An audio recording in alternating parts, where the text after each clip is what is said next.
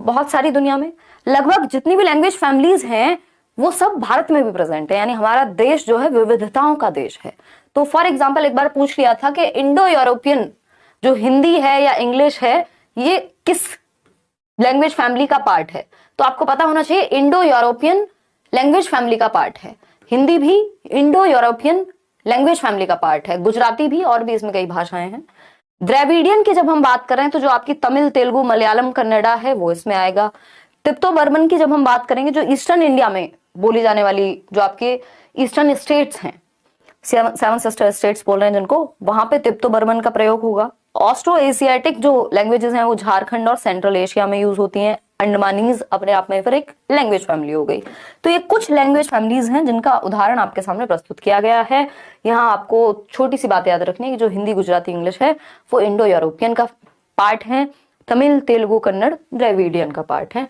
बस ज्यादा वैसे जनरली नहीं पूछा जाता, बट एक बार क्वेश्चन आया है तो मैंने सोचा आपको बता दिया जाए।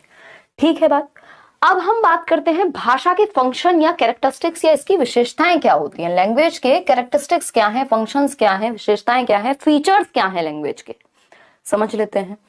अगर हम देखें तो पहला लिखा हुआ है it is symbolic and dynamic. ये 1 नंबर में आता ही है, यहां से क्वेश्चन हर बार आता है, ठीक है ना। तो अगर हम देखें तो it is symbolic and dynamic, यानी एक तो सिंबल्स का एक प्रॉपर क्या है, स्ट्रक्चर है भाषा। कितने सारे सिंबल्स का ही तो प्रयोग हो रहा है, ये सब सिंबल्स ही तो हैं अगर देखें हम, ठीक। और डायनेमिक है यानी चेंजेबल है, यानी परिवर्तन होता रहता है। हर साल आप देखेंगे डिक्शनरी में कुछ वर्ड ऐड होते रहते हैं और कुछ वर्ड रिमूव होते रहते हैं, तो यानी परिवर्तनशील है। आज से 50 साल पहले जो भाषा बोली जाती थी, चाहे वो हिंदी ही क्यों ना हो, चाहे वो इंग्लिश ही क्यों ना हो, तब की भाषा के चलन में और आज की भाषा के चलन में अंतर है ना। पहले लोग सिनेमा देखने जा रहे हैं या पिक्चर देखने जा रहे हैं ये बोलते थे, अभी क्या हो गया, मूवी बोलते हैं लोग। नहीं तो क्या होगा, लोग कहेंगे अरे कौन से जमाने के हो भाई। मतलब डायनेमिक है, लैंग्वेज चेंज हो रही है, कुछ वर्ड्स ऐड होते रहते हैं, कुछ रिमूव होते रहते हैं, कई बार शैली चेंज होती रहती है, आम बोलचाल में भाषा बदलती रहती है, लिखित भाषा में भी चीजें चेंज होती रहती हैं, है ना। तो हम ये कहेंगे कि लैंग्वेज एक डायनेमिक एंटिटी है जो परिवर्तनशील है और इसमें सिंबल्स का प्रयोग होता है, ये हम जानते हैं। क्लियर है। मीन्स ऑफ कम्युनिकेशन है, ये भी एक फंक्शन है लैंग्वेज का कि संप्रेषण का एक माध्यम है, अपनी बात को कहने का, दूसरे की बात को समझने का, क्या है, एक साधन है लैंग्वेज। आप कोई बात कह रहे हैं, आप पत्र लिख रहे हैं प्राइम मिनिस्टर को मान लीजिए, है ना, आप अपनी बात बोल करके, आजकल तो वॉइस मैसेज का जमाना है, कम्युनिकेट कर रहे हैं, तो बोल करके, सुन करके, अभी आएंगी लैंग्वेज स्किल्स भी, पढ़ करके, लिख करके। मीडियम ऑफ इंस्ट्रक्शन, यानी एक फंक्शन ये भी है कि अगर हम इंस्ट्रक्शन दे रहे हैं, हम पढ़ा रहे हैं, किसी को अनुदेश दे रहे हैं, तो उसके लिए भी भाषा काम में आती है। आप टीचिंग में अगर टीचर हैं और स्कूल में पढ़ा रहे हैं, आप ऑफिस में कोई बात कर रहे हैं, फॉर्मल इनफॉर्मल दोनों तरह की भाषाएं होती हैं। फॉर्मल वो जिनको हम फॉर्मल प्लेसेस पे, जैसे ऑफिसेज हो गए, ये कोई भी कार्यालय वाली भाषा। और अगर हम बात कर रहे हैं किसकी, नॉर्मल घर पे या यारी दोस्ती में, तो इनफॉर्मल लैंग्वेज का हम यूज करते हैं। तो मीडियम ऑफ इंस्ट्रक्शन के रूप में भी ये काम आती है। अगर हम बात कर रहे हैं लैंग्वेज इज आर्बिट्रेरी, यानी जैसी लिखी जाती है वो सिंबलाइज किसी और चीज को करती है। तो ये भी पूछा जाता है कई बार कि आर्बिट्रेरी है, यानी हमने अपने आप में कोई फिक्स थोड़ी है कि पेन जो है वो ऐसा ही दिखेगा। हम अगर किसी और चीज का नाम, रॉकेट का नाम पेन रख देते तो वो पेन हो जाता, यानी हमने ही इसको मीनिंग दिया हुआ है। जो लिखना है और जो पढ़ना है या जो किसी चीज को संबोधित कर रही है, सिंबलाइज कर रही है, जरूरी नहीं है उसका अपने आप में कोई मीनिंग हो। पेन पेन ऐसा ही होगा ये किसी ने कहा थोड़ी है, तो हम ही मीनिंग क्रिएट करते हैं। It's a carrier of civilization and culture, यानी हमारी जो संस्कृति है, हमारी जो सभ्यता है, उसके लिए भी ये आगे बढ़ाती रहती है। एक जनरेशन से दूसरी जनरेशन कैसे पता कर पा रहे हैं भाई, हमारे दादाजी कैसे थे। अगर अंग्रेजों की बात करें तो वो तो जर्नल्स छोड़ के जाते हैं, है ना, डेली बेसिस पे लिख रहे थे उनके जीवन में क्या हो रहा था क्या नहीं, है ना। आज भी हम किसी ऑटोबायोग्राफी पढ़ रहे हैं, या फिर हमारी संस्कृति में हमारी रामायण है, महाभारत है, जितनी भी और अलग अलग तरह की चीजें हैं, तो हमारी हिस्ट्री की बुक्स हैं। तो सिविलाइजेशन और कल्चर को कैरी करती है एक जनरेशन से दूसरी जनरेशन में। It is structured and rule govern, तो रूल गवर्नड सिस्टम है, एक स्ट्रक्चर्ड सिस्टम है, रूल से बंधी हुई है, कॉम्प्लेक्स सिस्टम ऑफ रूल्स है। ऐसा नहीं है कि बिना रूल्स के भाषा काम करती है, मतलब वो आप आपस में यूज कर लें तो चलेगा, लेकिन प्रॉपर रूल गवर्नड सिस्टम है। भाई जब हम बात करते हैं कि सपना पूरा हो गया, अब कोई कहे क्षेत्रीय भाषा के प्रभाव की वजह से कि सपना पूरी हो गई, बन नहीं रहा ना सेंस। क्यों? क्योंकि रूल प्रॉपर नहीं चल पा रहा, वो स्त्रीलिंग पुल्लिंग कहाँ यूज होना था समझ नहीं पा रहे हम। तो ये सारी बातें हैं जो कैरेक्टरिस्टिक्स हैं किसके, लैंग्वेज के। आगे बढ़ेंगे फटाफट से। लैंग्वेज एक्विजिशन, इस सेशन को अगर आप 2 बार भी रिवाइज कर लेते हैं, एक बार भी अच्छे से समझ लेते हैं और प्रैक्टिस कर लेते हैं, पीडीएफ आपको मिल जाएगा इसका, तो इनफ हो जाएंगी चीजें, ठीक है। लैंग्वेज एक्विजिशन और लैंग्वेज लर्निंग 1 नंबर में क्वेश्चन पूरी तरह से आता ही है, फिक्स्ड है, ठीक। क्या है? फिक्स्ड है। तो लैंग्वेज एक्विजिशन की जब हम बात कर रहे हैं तो भाषा अर्जन एक चीज है और लैंग्वेज लर्निंग एक दूसरी चीज है। ये हिंदी लैंग्वेज में भी पूछा जाता है, इंग्लिश लैंग्वेज में भी पूछा जाता है।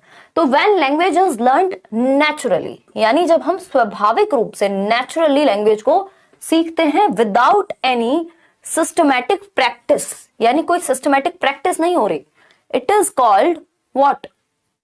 Language acquisition. यानी जब हम डेलिब्रेट एफर्ट नहीं कर रहे हैं कि भाई मैं पेन पेपर लेकर के बैठूं, आज तो मम्मी से बोलना सीखूंगी कि कैसे पानी मांगते हैं। छोटा बच्चा 3 साल का, सोचो ऐसे थोड़ी होता है। वो स्वाभाविक रूप से अपने आसपास उसके कार्टून्स चल रहे हैं या फिर वो कोई मूवी देख रहा है, मम्मी पापा को, बहन भाई को बात करते हुए देख रहा है, धीरे धीरे वो भाषा बोलना अपने आप सीख जाता है। कोई ऐसी दिक्कत थोड़ी होती है कि भाई बहुत बड़ी समस्या हो गई, अब तो उसको एक किताब लेकर के बाप बच्चे को सिखा रहे हैं कि बेटा पानी कैसे मांगना है, किताब से सीख लो। ऐसा नहीं होता ना। तो लैंग्वेज एक्विजिशन यानी भाषा अर्जन में क्या होता है कि आप भाषा को अपने एनवायरमेंट के माध्यम से अर्जित करते हैं। जो एनवायरमेंट है आपका, जिस एनवायरमेंट में, जिस वातावरण में आप रह रहे हैं, वहां से आप भाषा को पिक कर लेते हैं और ये क्षमता हमारे अंदर नेचुरली होती है। ऐसा नॉर्म चॉम्स्की कहते हैं, अभी उनको भी पढ़ेंगे हम। तो when language is learned naturally and without any systematic practice, it is called acquisition. जब अगर हम बात करते हैं कि भाषा को आप नेचुरली सीख ले रहे हैं अपने एनवायरमेंट से, मम्मी को बात करते हुए सुन के, दादी को बात करते हुए सुन के, रेडियो से, टीवी से, आप सीखने नहीं गए, कोई कक्षा नहीं लगाई आपने कि मैं लैंग्वेज सीखूंगी, नेचुरली अपने आप नॉर्मली नेचुरली सीख रहे हैं आप, अनकॉन्शियसली या subconsciously. It refers to the process of learning our native और सेकेंड लैंग्वेज। इस लाइन पे ध्यान देना है कि जो हमारी नेटिव लैंग्वेज है, नेटिव किसको कहते हैं? जो हमारी खुद की भाषा है, जो क्षेत्रीय भाषा है हमारी, या देशीय भाषा है, जिस देश में, जिस काल में आप रहते हैं, जिस जगह पे आप रहते हैं, जो भी आपकी फर्स्ट लैंग्वेज है अगर मैं कहूँ, तो जो आपकी पहली भाषा होती है, जो आपके यहाँ बोली जाती है, जो आपकी मातृभाषा है अगर मैं कहूँ, तो वो, या फिर कोई दूसरी भाषा। तो हम कई बार क्या समझते हैं, लैंग्वेज एक्विजिशन मतलब मदर टंग, मातृभाषा ही होगी। नहीं, लैंग्वेज एक्विजिशन में दूसरी भाषा को भी आप एक्वायर कर सकते हैं। यदि आप 3 साल के थे, आपने 3-4 साल में हिंदी बोलना सीख लिया था क्योंकि आपके घर में बोली जाती थी, आप इंडिया में रहते थे, आपके माँ बाप अमेरिका शिफ्ट हो गए और अब आपने इंग्लिश को भी एक्वायर कर लिया, वो भी आपने आसपास सुनी और आप उसको भी बोलते गए, सीखते गए, समझते गए, खत्म, कोई किताब की जरूरत नहीं पड़ी। तो हम ना ही सिर्फ फर्स्ट लैंग्वेज, सेकेंड लैंग्वेज को भी एक्वायर कर सकते हैं, ऐसा बहुत सारे लोग मानते हैं। स्टीफन क्रेशन ने भी इस पे अपनी एक हाइपोथेसिस दी है जिसको हम आगे चल के पढ़ने वाले हैं, आज ही, अभी के अभी। ठीक है, कोई दिक्कत परेशानी इस बात को समझने में हो रही है किसी को? हो रही है तो बता दो, ईवीएस नोट्स दे दीजिए। ईवीएस नोट्स का मैं बता चुकी हूँ शुरू में ही, आप अगर लेट ज्वाइन करेंगे तो फिर कोई इलाज नहीं है इस बात का, ठीक है ना? बहुत ही बढ़िया, चलिए समझते हैं। लाइक शेयर आप करते जाएंगे जैसे जैसे आते जाएंगे। इट मतलब किसकी वजह से हो रहा है? और ये it refers to the process of learning a native और a second language. Learning a native और अ सेकेंड लैंग्वेज। लर्निंग का मतलब यहाँ वो वाली लर्निंग से नहीं है जो एफर्टफुली हो रही है, बट लर्निंग का मतलब यहाँ एक्वायर करने से है। तो ये कई बार पेपर में दे देता है कि लर्निंग अ नेटिव और अ सेकेंड लैंग्वेज, तो लर्निंग पढ़ के कई लोग कंफ्यूज हो जाते हैं। तो उसमें कॉन्टेक्स्ट को समझना है कि किस संदर्भ में बात कही जा रही है। Because of the इनेट capacity of human brain, भाई जो मानव मस्तिष्क है उसके अंदर वो आंतरिक क्षमता है कि वो नेचुरली एनवायरमेंट से भाषा को एक्वायर कर सकता है यदि उसको एनवायरमेंट दिया जाए, ठीक है। It also means N unconscious process, यानी एक अचेतन प्रक्रिया जिसमें आप एफर्ट या डेलिब्रेट प्रैक्टिस नहीं कर रहे हैं, that occurs when language is used in real conversation. जब आप वास्तविक दुनिया में क्या करते हैं, संप्रेषण करते हैं, बातचीत करते हैं, तो आप नेचुरली, अनकॉन्शियसली, आपका ध्यान भी नहीं है कि आप भाषा सीख रहे हैं, आप किसी ऐसे व्यक्ति के साथ रहिए जो संस्कृत बोलता हो, कुछ दिन में आप भी संस्कृत समझना सीख जाएंगे, कुछ दिन में आप भी संस्कृत बोलना सीख जाएंगे।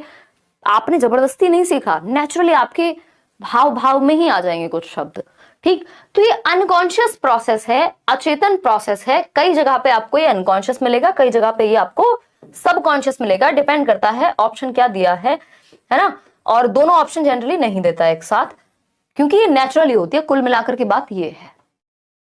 क्लियर है?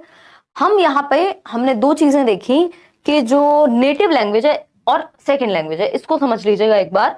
L1 L2 समझ लीजिएगा, ये है L1 और L2। ठीक, अगर हम बात करते हैं जो आपकी नेटिव लैंग्वेज होती है वो L1 कहलाती है, यानी लैंग्वेज फर्स्ट ही होगी आपकी जनरली। नेटिव लैंग्वेज जो है आपकी जिस जगह से, या फिर हम इसको मदर टंग भी कह सकते हैं।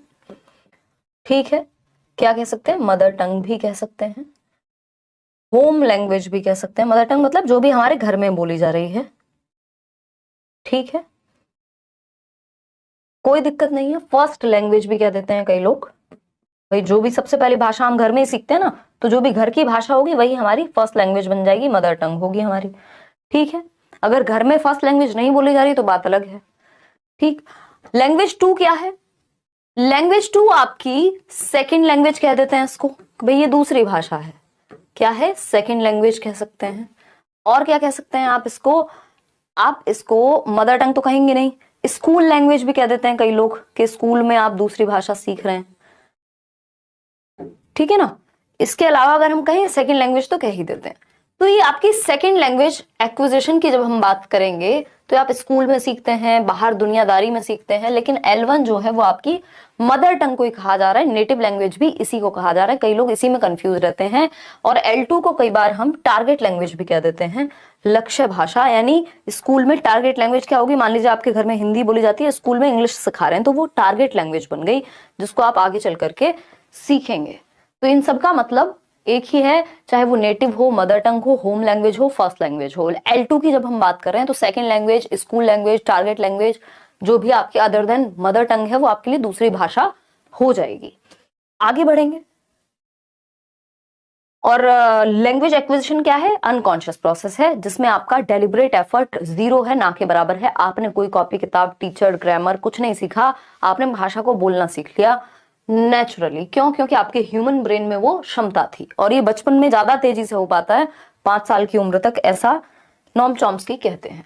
अब आती है बात लैंग्वेज लर्निंग की। भाई एक्विजिशन का मतलब क्या था? अर्जित करना। अभी जब हम पढ़ रहे थे लैंग्वेज एक्विजिशन, तो एक्विजिशन क्या है?